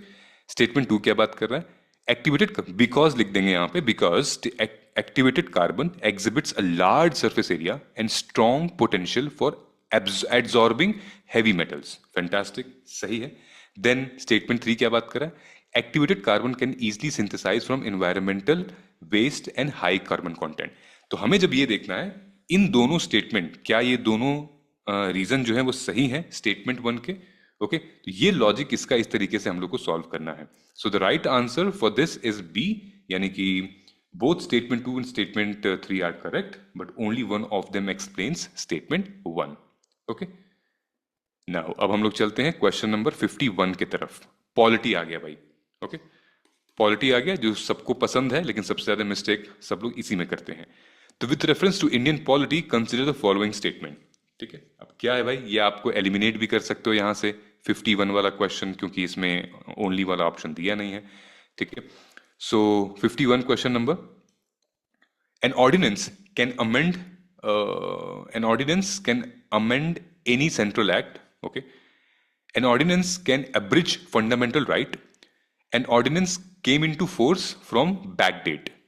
तो भाई यहां पर आपको एक्सट्रीम स्टेट में ये दिख रहा है कि फंडामेंटल राइट को ब्रिज नहीं कर पाएगा। फंडामेंटल राइट हमारा बेसिक स्ट्रक्चर है, ठीक है, तो ये अमेंड नहीं कर पाएगी, एक्सट्रीम स्टेटमेंट है। तो पहला और तीसरा इज द करेक्ट आंसर। अब आते हैं इस पे, consider the following pairs. State दिया है, डिस्क्रिप्शन दिया है। स्टेट है अरुणाचल प्रदेश, नागालैंड एंड त्रिपुरा। अब बताओ इसमें से सही क्या है। ठीक है, सो 52 क्वेश्चन नंबर हमारा जिक्र क्या कर रहा है। सो Arunachal Pradesh capital is named after a fort and the state has 2 national park. Nagaland, the state came into existence from the constitution. ठीक है, त्रिपुरा initially part C था states में, but 1956 में इसको regain कर दिया गया। तो all the 3 are the correct statement. With reference to India, अब बताइए ये 3 जो हैं, interstate council, national security council and zonal council, ठीक है, how many of the above were establish as per the provisions of the constitution of India. इनमें से कितने एस्टैब्लिश हुए थे एज द प्रोविजंस। ये क्वेश्चन नंबर 53 है हमारा। ओके, सो आप कहेंगे ओनली 1। ठीक है, only 1, that is interstate council, जो कि प्रोविजन के थ्रू हुआ था। ओके, नाउ 54 क्वेश्चन क्या बात कर रहा है, ध्यान से सुनेंगे हम लोग 51 क्वेश्चन को। The constitution of India explicitly mention that in certain sphere the governor of the state acts in his or her discretion. Okay, statement 1 यानी कि क्वेश्चन नंबर 54 की बात हम लोग कर रहे हैं। ओके, और the president of India can on his or own reserve a bill passed by state legislature for his or her without it being forwarded to the governor to the state concerned. तो यहां पर क्या दिया है, the president of India can reserve a bill passed by a state legislature for his or her consideration without it being forwarded by the governor. तो ये बहुत ही मतलब उल्टा स्टेटमेंट है। ठीक है, कि without it being forwarded by the governor to the state concern, तो ये तो हो ही नहीं, प्रोसेस ही हमारा होता है। आर्टिकल जो जिक्र करता है वो प्रोसेस ही यही होता है कि गवर्नर खुद अपने बिल को रेकमेंड करेंगे प्रेसिडेंट के लिए। ओके, तो ये इनकरेक्ट स्टेटमेंट है। सही स्टेटमेंट हमारा होगा ए, ओनली 1। ओके, ओके, 55 क्या है, provisions in the constitution of India और स्टेट कौन कौन से में जिक्र किया हुआ है। तो separation of judiciary from executive is the DPSP में है, बिल्कुल। Valuing and preserving the rich heritage of our composite culture fundamental duty है। प्रोहिबिशन, ये 14 हमारा फंडामेंटल राइट है। वेरी गुड, आंसर सी इसका रहेगा। ओके, सिंपल था ये क्वेश्चन, बहुत बेसिक था। अब चलते हैं हम लोग 5th शेड्यूल के बारे में डिस्कस करते हैं। With reference to constitution of India, if an area in a state is declared as a scheduled area under fifth schedule, तो क्या होगा? ठीक है, number one, state government loses its executive power in such area and a local body assume total administration. Okay, then the union government can take the overall total administration of such area under circumstances on the recommendation of governor. Now what do you think? इसमें elimination साफ साफ दिख रहा है, क्या लगता है आपको क्या सही आंसर होगा? ओके, इसमें साफ साफ दिख रहा है दोनों ही एक्सट्रीम स्टेटमेंट है, दोनों एक्सट्रीम स्टेटमेंट है, इनकरेक्ट आंसर होगा. ऐसा नहीं है कि स्टेट गवर्नमेंट कंट्रोल लूज कर देगी, अपनी एग्जीक्यूटिव पावर लूज कर देगी अगर ये शेड्यूल सिक्स में चला जाएगा. स्टेट गवर्नमेंट ही सब है इसके लिए. ठीक है, जितने भी जो 7 सिस्टर्स हैं स्पेसिफिकली उनको हटा के जितने भी इंडिया में ट्राइबल एरियाज हैं उनकी जो काउंसिल है वो यहीं से स्टेट काउंसिल्स यहीं से एडमिनिस्ट्रेशन होती है. ठीक है, फिर उसके बाद शेड्यूल 6 आता है हमारा जहां पर ऑटोनोमस काउंसिल हम लोग बनाते हैं. ओके, नाउ क्वेश्चन नंबर 57 क्या बात कर रहा है? ये ऑर्गेनाइजेशन है और ये उनकी कौन सी मिनिस्ट्री के अंदर आता है. ओके, तो ध्यान से देखिएगा कौन कौन सा 3 ऑप्शंस आपके सामने दिए हुए हैं. ये क्वेश्चन नंबर हमारा 57 है. Okay, so the National Automotive Board, the Coir Board and the National Centre for Information, क्या ये इसका सेम है? नहीं. तो इसका डन 9 मतलब D would be the right answer यहाँ पे. ठीक है, नाउ 58 क्वेश्चन नंबर देखते हैं. 58 क्वेश्चन नंबर क्या जिक्र कर रहा है? Consider the following statement under constitution of India. List one union in the 7th schedule. ठीक है, extend the executive power of the state, conditions of the governors office. अब आप बताइए इसमें से कौन सा सही है. ठीक है, अब ये पूछ रहा है, ये स्टेटमेंट आपको दे दिया, अब ये पूछ रहा है बताइए for constitution amendment with respect to which of the above ratification by legislature of not less than half of the state is required before presenting a bill to the president of India for assent. तो जब भी आप कभी ऐसे करेंगे तो आपको ये देखना है कि जहां पर फेडरल स्ट्रक्चर इन्वॉल्व होगा, जहां पर फेडरल स्ट्रक्चर इन्वॉल्व होगा, जहां पर सेंटर और स्टेट दोनों की मतलब चीजें इन्वॉल्व होंगी, वहां पर स्टेट की रेटिफिकेशन रिक्वायर्ड होगी. तो आप इसमें साफ साफ देख सकते हैं the right answer would B A. A is 1 and 2. 1 and 2 7th जो लिस्ट है हमारी वो भाई स्टेट यूनियन लिस्ट ये सब आता है. फिर 2 हमारा क्या है? Executive power of the state. ठीक है, और सी क्या है हमारा? Conditions of the governors office. तो ये तो आपका कर सकता है, मतलब इसके लिए स्टेट की रेटिफिकेशन नहीं चाहिए होगी. तो ये फेडरल स्ट्रक्चर में हमारा आता है. ओके, ये बहुत अच्छा क्वेश्चन था. फिर उसके बाद हमारा क्वेश्चन आता है पॉलिटी से ही. 3 स्टेटमेंट दिए हुए हैं, अब आपको बताना है इसमें से कौन सा सही है. ओके, इसमें आप मतलब कर सकते हैं इसमें मतलब ध्यान से 59 question number say that eliminate कर सकते हैं आप. ओके, सो 59 का क्या बात कर रहा है भाई? Governor of the state is not answerable to any court for the exercise and performance of the power and duties. बिल्कुल सही. No criminal proceeding shall be instituted against the governor. सही. Member of a state legislature are not liable to proceeding in any court in respect of anything said within the house. बिल्कुल सही. D is the right answer. ये exactly Laxmikant का keyword है, उठा के आपको दे दिया है. ठीक है, now 60th क्वेश्चन नंबर क्या बात करता है? कंसिडर द फॉलोइंग एक्टिविटीज कि how many of the above activities are regulated by the Petroleum and Natural Gas Regulatory Board in our country. तो आप बताएंगे इसमें से कौन कौन सा है. ठीक है, 60th question number talks in very very detail. Okay, so the right answer of 60th would be B. B मतलब ओनली 2. अब कौन कौन से 2 होंगे भाई? वो हमारे आएंगे ये, यानी कि ये क्या नाम है इसका?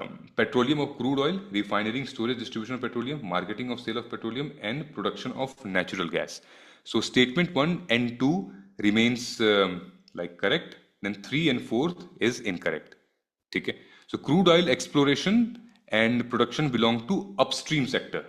ठीक है, crude oil resource and exploration वो upstream sector का है और PNGRB ठीक है प्रोडक्शन वगैरह है वो हमारे डाउनस्ट्रीम सेक्टर का है. Okay, so the right answer would be B, only 2. Okay, done. So और नेक्स्ट हमारा बात कर रहा है भाई, ये इकोनॉमी का क्वेश्चन था जहां पर रोल प्ले किया गया था. ठीक है, ये प्रॉपर क्वेश्चन हमारा क्या था? Revenue expenditure. तो बेसिकली इसको सॉल्व कैसे करना था, ये पहली बार ऐसे आया तो स्टूडेंट्स काफी कंफ्यूज हो गए थे. Suppose the revenue expenditure is 80,000. ठीक है, तो आर ई 80,000 है, then and the revenue receipt of the government are 60, then revenue receipt is 60K. ठीक है, the government budget also shows borrowing of 10 crore 10,000 crore and interest payment is 6,000 crore. Which one of the following statement are correct? तो अब आपको बताना है इसमें से क्या सही है. रेवेन्यू डिफिसिट इतना होगा, प्राइमरी डेफिसिट इतना होगा, फिजिकल डेफिसिट इतना होगा. ओके, सो फॉर्मूला क्या है रेवेन्यू डेफिसिट का? रेवेन्यू डेफिसिट का हमारा फॉर्मूला है कि रेवेन्यू एक्सपेंडिचर, उसके बाद फिर माइनस ये रेवेन्यू रिसीट. तो रेवेन्यू एक्सपेंडिचर माइनस करेंगे रेवेन्यू रिसीट को, तो 20,000 हमारा आ जाएगा रेवेन्यू डेफिसिट. तो आपको पता चल गया है. देन उसके बाद आएगा फिजिकल डेफिसिट. ओके, सो इस केस में जो रियल आंसर है वो रियल आंसर डी होगा, तीनों ही होगा. ठीक है, और अगर हम फिजिकल डेफिसिट के बारे में बात करेंगे तो फिजिकल डेफिसिट 10,000 करोड़ की बात की गई है. ठीक है, physical deficit is physical deficit financing requirement, यानी कि ये बोरोइंग को रिप्रेजेंट कर रहा है, which is part of it. And then primary deficit क्या होता है? प्राइमरी डेफिसिट में आप माइनस करेंगे इसको, बोरोइंग को माइनस इंटरेस्ट पेमेंट.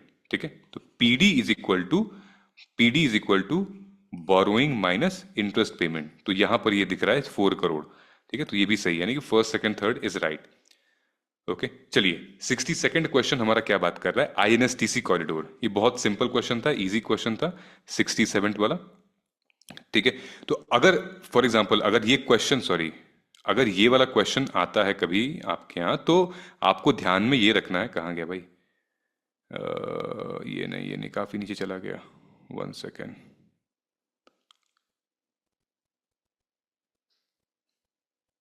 हाँ, अगर ऐसे क्वेश्चंस आते हैं तो हमें फॉर्मूला बेस्ड है, और डोंट थिंक यार इससे भी टफ आ जाएगा. नहीं, ये फॉर्मूला बेस्ड है. फॉर्मूला कैसे बेस्ड है?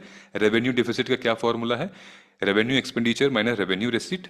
ठीक है, revenue expenditure minus revenue receipt. Then उसके बाद फिजिकल डेफिसिट, यहाँ जो बोला था फिजिकल डेफिसिट का क्या फॉर्मूला है? Total expenditure minus total receipt excluding the borrowing. ठीक, और देन उसके बाद हमारा प्राइमरी डेफिसिट क्या है? फिजिकल जो डेफिसिट है और इंटरेस्ट पेमेंट, तीनों निकल कर आता है. ठीक है, चलिए question number 62. It talks about what? INSTC corridor. तो आईएनएसटीसी कॉरिडोर क्या है? वो है India to Central Asia via Europe and Iran. ठीक है, ये सिंपल इसका आंसर था. अब 63 क्वेश्चन क्या बात करता है? Statement 1, statement 2. 3 भी है क्या? नहीं, स्टेटमेंट 1 एंड स्टेटमेंट 2 है. One of the two major ethanol producers in the world, Brazil and United States of America, the former produces more ethanol than the latter. So, um, unlike in the American state of in the United States of America, where corn is the principal feedstock for ethanol production, sugarcane is the principal feedstock for ethanol production in Brazil. So, what do you think? What would be the right answer? So, D यहाँ पे statement 1, statement 2 अपना बता दिया है, correct है. Now next क्या बात कर रहा है हमारा? Wet bulb. ये भी थोड़ा सा कंट्रोवर्शियल था. ठीक है, ये भी थोड़ा सा कंट्रोवर्शियल क्वेश्चन आया था वेट बल्ब टेम्परेचर का. इसके भी मैंने एक्सप्लेनेशन दिया हुआ है अपने आंसर में. यूपीएससी का कहना है सी, बोथ आंसर सही है. हमारा कहना है 2, ओनली सेकंड आंसर सही है. ओके, आप प्लीज हमारे चैनल पे जो वीडियो पड़ी हुई है उसको जाके जरूर देखिएगा. ये कंट्रोवर्शियल क्वेश्चन मैंने एक्सप्लेन किया है. टोटल 5 मिनट्स इसमें लगाया हुआ है मैंने. ओके, चलो एक और क्वेश्चन आ गया है. Question number 65. A countries FD physical deficit stands eight 50K crore. It is receiving 1,000 crore through non-debt creating capital receipt. Okay, non-debt creating capital receipt. So the country's interest liability are 1,500 crore. What is the gross primary deficit? यानी gross primary deficit के बारे में आपसे पूछ रहा है. Formula हमें क्या यूज करना है ग्रॉस प्राइमरी डेफिसिट का? तो नंबर 1, एक तो फिजिकल डेफिसिट कितना है? 50,000 है. Increase in non debt receipt कितना है? 1,500 है. ठीक, तो हम लोग फॉर्मूला क्या यूज करेंगे? New physical deficit is gross, मतलब फिजिकल डेफिसिट ये माइनस 1,500. तो टोटल क्या आएगा अपना? 48,500 करोड़. ठीक है, समझ में आ रहा है? So this would be, I think A would be the right answer for 65, जहां पर ये लोग हमसे पूछ रहे हैं what would be the gross primary deficit.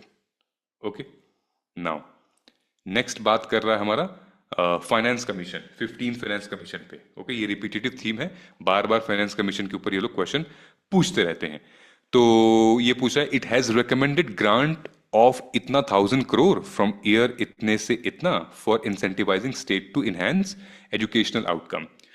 45% of the net proceed of United Union taxes to be shared within the state, then 45,000 crores are to be kept as performance-based incentive for states carrying out itna, and then it reinforces tax effort criteria to reward physical performance. Okay, so what do you think would be the right option? So question number 66 hai, the right answer would be C, 1, 3 and 4. Second is not, it's not 45% net proceed of union taxes, कभी भी net नहीं होता, कम होता, 42 है मेरे ख्याल से. Okay. Now ये क्वेश्चन आपका मैंने बताया था रिपीटेड क्वेश्चन है. International Bank for Reconstruction and Development होता क्या है? So it provide loan and guarantee to the middle income countries. ठीक है, ये क्वेश्चन नंबर 65 है हमारा.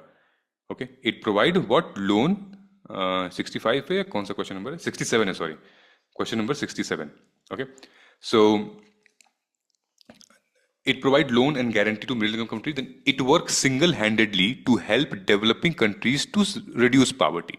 It was established to help Europe rebuild after World War two. तो ये तो सही है, ये भी सही है, लेकिन ये सिंगल हैंडेडली ये नहीं है भाई, है ना. There are other countries at other organisations which is helping to reduce poverty in developing countries. तो ये एक्सट्रीम स्टेटमेंट था, इसको हम लोग हटा दिया.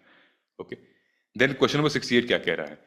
आरटीजीएस और एनईएफटी के बारे में आपको बताना है कि RTGS, the settlement time in RTGS, the settlement time is instantaneous, while in case of NEFT, it takes some time for settlement payment. Then RTGS, the customer is charged for inward transaction, while it is not in case of NEFT. फिर operating hour for RTGS are restricted for certain days, while it is not true for NEFT. ये आपके PYQ है, ठीक है. ये already question repeat कर चुका है. So the right answer for 68 is A. A मतलब कि only one is correct, these two are incorrect. Okay. Now अब आपको ये बताना है how many of the countries amongst the above other than India were international merchant payment accepted under UPI. अच्छा question था 69th का. तो कौन कौन सी कंट्रीज हमारी बन चुकी हैं यहाँ पे? So France, Singapore, UAE. What would be the right answer?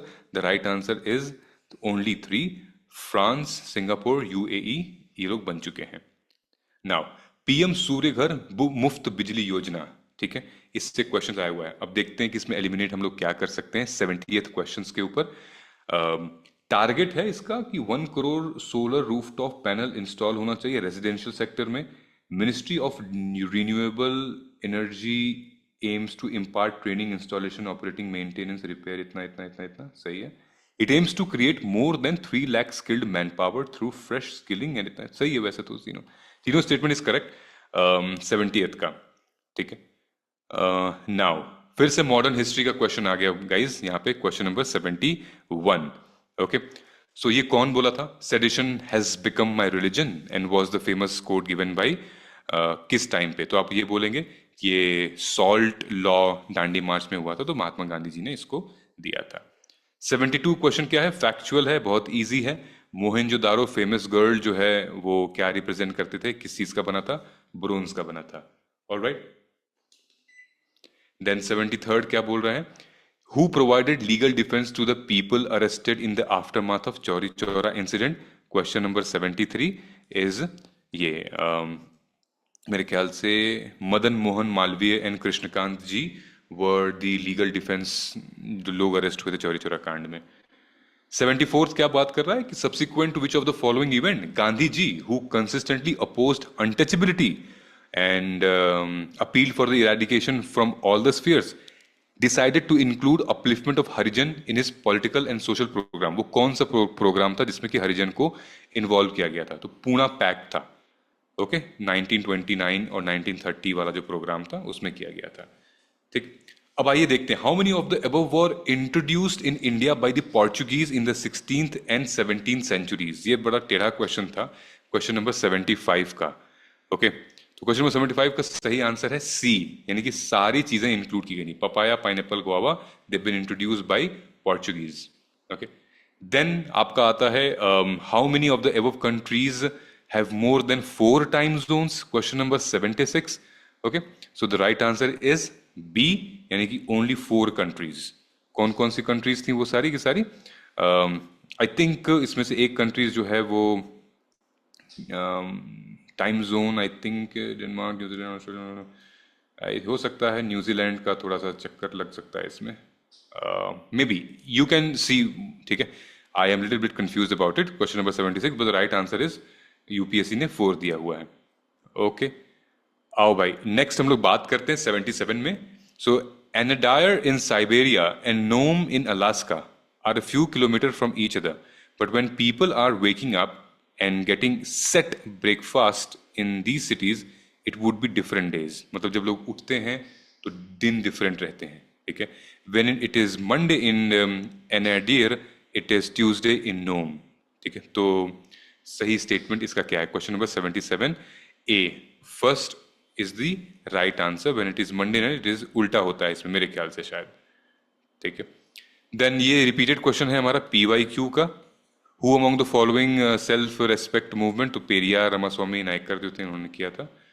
ठीक है, अब हमें ये बताना है, कंसिडर द फॉलोइंग स्टेटमेंट। ये कंट्री है, ये इसके रिसोर्स रिच है, इनमें से क्या क्या सही है? तो ये है question number 79।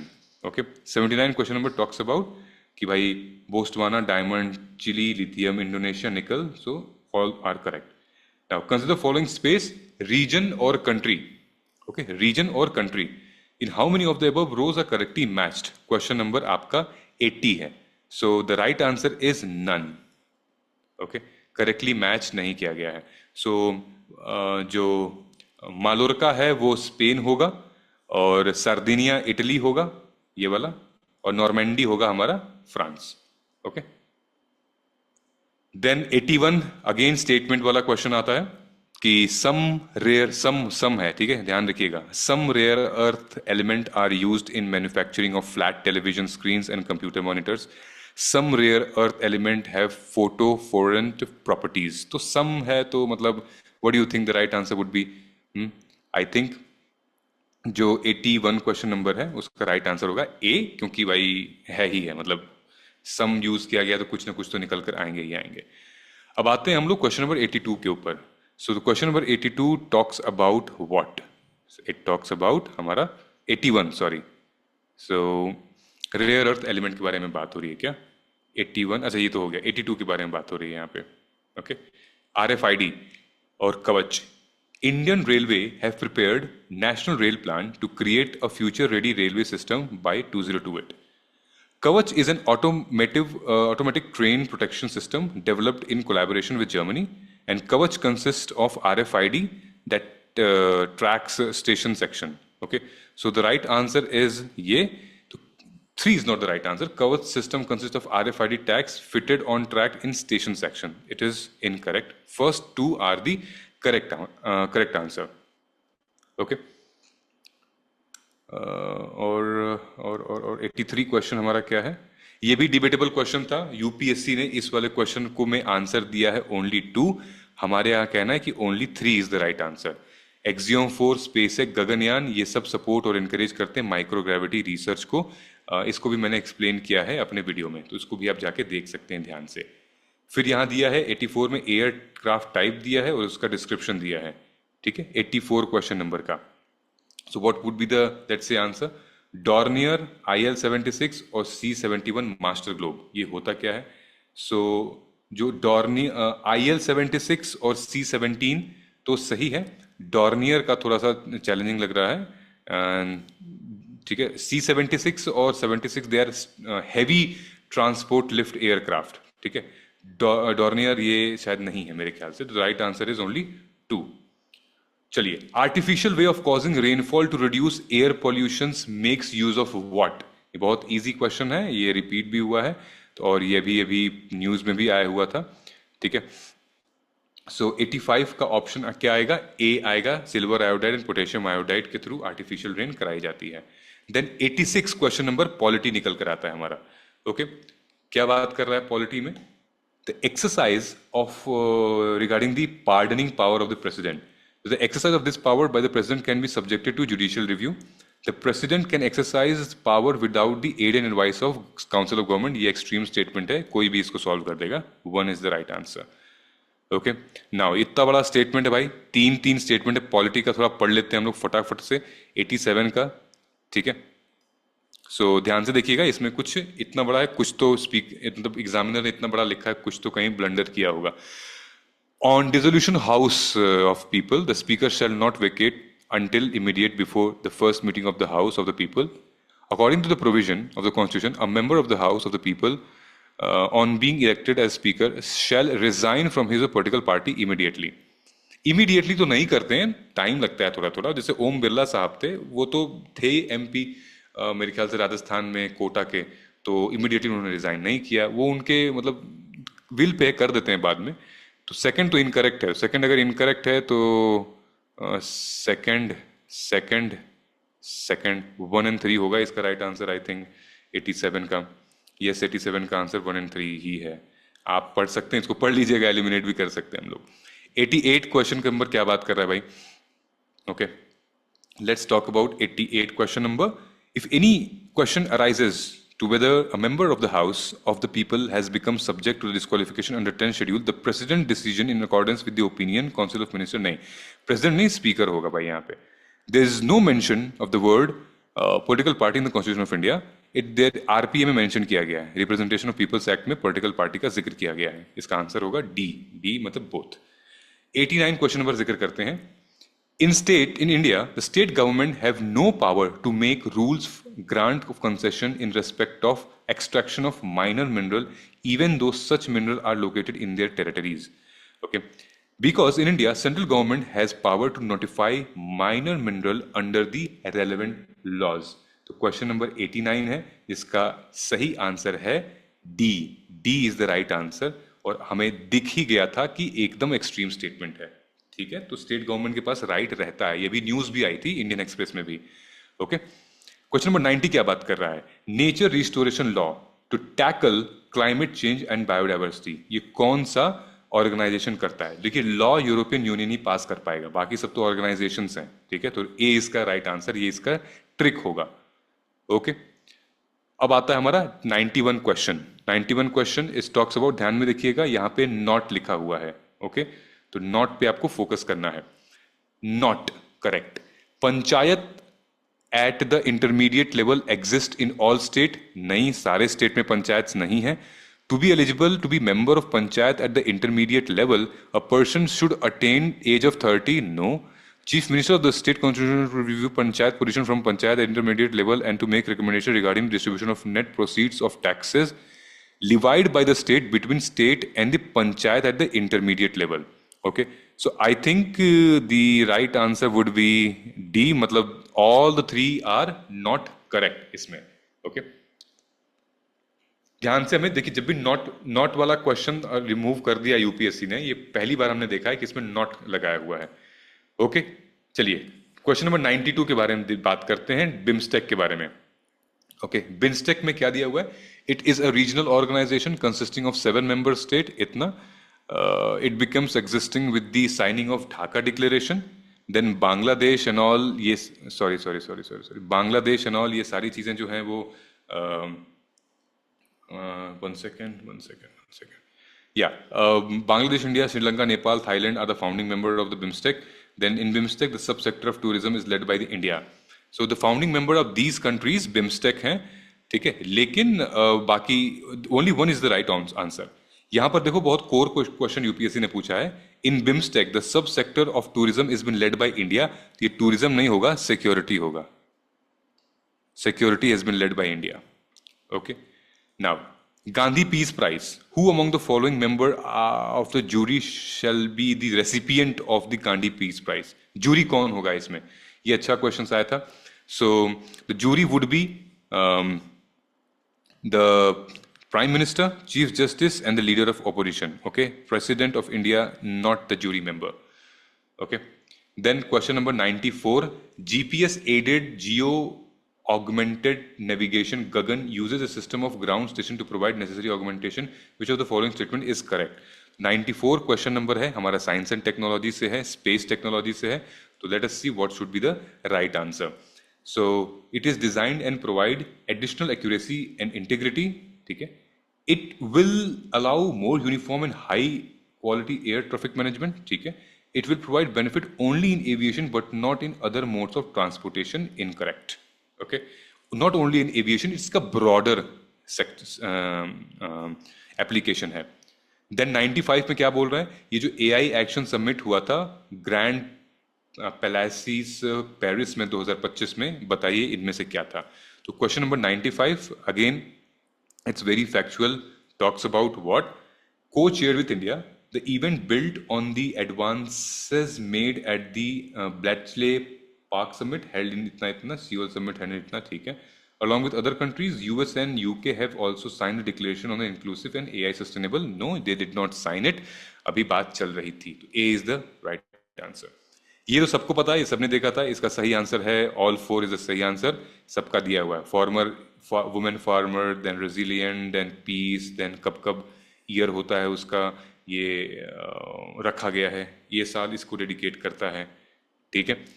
Now again BRICS के ऊपर क्वेश्चन आया है यहाँ पे. Consider the following statement with regards to BRICS. 16th BRICS summit के ऊपर क्वेश्चन आएगा इस. तो ब्रिक्स हमारा इस बार भी हुआ है. क्वेश्चन नंबर 97 जो जिक्र कर रहा है हमारा. ओके, सो इस बार भी हुआ है. क्या है कि 16th BRICS summit was held in the chairship of Russia, Kazan, ठीक है. Indonesia has become the full membership of BRICS. The theme of 16th BRICS summit was strengthening multiculturalism and just global development and security. ये incorrect है. Rest of the two statement are correct. Which means whenever you read international organization, make sure उस साल हुआ था और theme क्या थी, ठीक है. यहाँ पर थीम गलत कर दिया है. लोकपाल के ऊपर ये क्वेश्चन आया है. 98 क्वेश्चन नंबर लोकपाल का. Okay, so let us understand. Not बहुत यूज किया गया इसमें. The power of Lokpal applies to public servant of India but not to the Indian public servant, ठीक है. Chairmanship and member shall not be the member of parliament और इतना. Then chairmanship और member shall not be person of less than 45 years of age and on date of assuming office as a chairperson or member as in many case. ये सही था. Lokpal cannot inquire into allegations of corruption against sitting prime minister, गलत. इसी के लिए तो बनाया गया था. Only one statement is correct. 99 statement आता है खो खो वर्ल्ड कप से रिलेटेड. ओके, स्पोर्ट्स का एक क्वेश्चन इसमें आया हुआ था 99 के. क्या बताया जा रहा है कि the event was held in Delhi. Indian men beat Nepal with score of इतना in the final world championship in men category. Indian women beat Nepal with इतना in world category. Okay, so ये दोनों अपने आप में एक्सट्रीम स्टेटमेंट दिख रहा है कि सेम में ही नेपाल को ही बीट किया गया था. So only one is the correct answer. ये मेरे को पता था तो मैं डायरेक्टली बता दे रहा हूँ, करेक्ट पता है इसका. देन एक और क्वेश्चन स्पोर्ट्स से आया था. Consider the following statement. Sports वाले क्वेश्चंस अब धीरे धीरे इंक्रीज कर रहे हैं लोग, ठीक है, because it's a national importance. Okay guys, national importance है हमारा करंट अफेयर का. So the last question, the 100 question talks about what, Olympics के बारे में, ठीक है. ओलंपिक्स के बारे में क्या बोल रहा है कि in the finals of 45th chess olympiad held in 2024 Gukesh इतना इतना became world youngest winner after defeating the Russian player इतना. तो Abhimanyu, yes, so Gukesh, I think Abhimanyu became the वो मतलब वो हुए थे. I think Abhimanyu Mishra is an American chess player holds the record of becoming youngest world's youngest grand master. तो ये थोड़ा सा वो था, कॉन्ट्रोडिक्टरी स्टेटमेंट था. This statement is correct, this is not correct. Okay, the two only is the correct. So this is it. ये आपका rough work space work है. सो इस तरीके से, यानी कि देखिए अगर हम बात करें तो मैंने कुछ कुछ क्वेश्चंस लॉजिक से हमने सॉल्व किया है. इकोनॉमी का क्वेश्चन था, देन पॉलिटी का क्वेश्चन था, देन एक आध क्वेश्चन ज्योग्राफी का निकल कर आया. ये लॉजिक से, माने कि आपके इंटेलिजेंट गेस से सॉल्व हो रहा था. हमने क्वेश्चन पूरा पढ़ा भी नहीं, सॉल्व हो रहा था. विच मीन्स कि अगर आप प्रेशर में रहोगे तो ये इंटेलिजेंट गेस काम नहीं करेगा, क्लैरिटी नहीं आएगी. स्ट्रेस लोगे तो नहीं, आपको एक्टिव रिकॉल नहीं हो पाएगा उस टाइम पे. तो कॉन्फिडेंट रहिए, देखिए बहुत सारी चीजें क्लियर हो जाएंगी. The objective was, objective of the video is not to map the answer कि क्या सही आंसर है क्या गलत आंसर है, but the objective was to approach, कि कैसे हम अप्रोच कर सकें पेपर को. ऑलराइट, तो जो मैंने आपको बताया था एक एक क्वेश्चन को हम लोग ऐसे डील कर सकते हैं. आई होप कि थोड़ी बहुत क्लैरिटी आई होगी. In case should you have any challenges, feel free to comment below. Thank you so much and all the very very best. जय हिंद, जय भारत.